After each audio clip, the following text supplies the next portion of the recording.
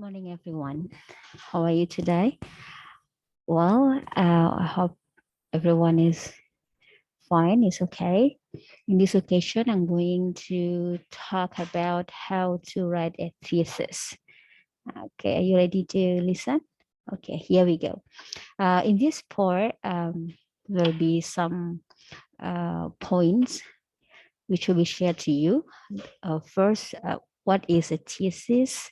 Second, how to structure a thesis. Third, how to write a thesis paper. Fourth, how long should a thesis paper be? And the last one of the fifth, what to look for in a thesis. Okay, uh, everyone, are you at a stage in your college where you are about to start your thesis? If yes, then you can find a complete step-by-step guides in many sources on how you write a thesis from the introduction to its conclusion. Anyway, writing a thesis is different from writing an essay, like an argumentative essay or an expository essay. So a good rule of thumb is that you do proper research when writing your thesis paper and be extra careful if it is your first time writing it. Writing in college takes students to persuade others by convincing them that you have an interesting point that makes logic as well. This form of persuasion is often known as an academic argument, followed by a pattern in writing that is somehow predictable.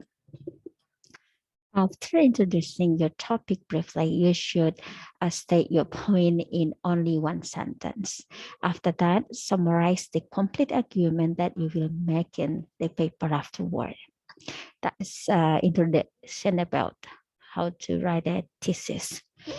Okay, so now we go to the detailed point. What is a thesis? Ladies and gentlemen, a thesis is a document that is submitted to complete an academic degree or a professional qualification to present the research and findings of an author. In some particular context, the word thesis is used for a part of a bachelor's or master's course.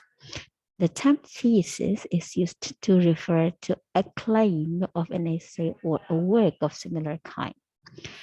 A good thesis should propose an argument point to which people could reasonably disagree.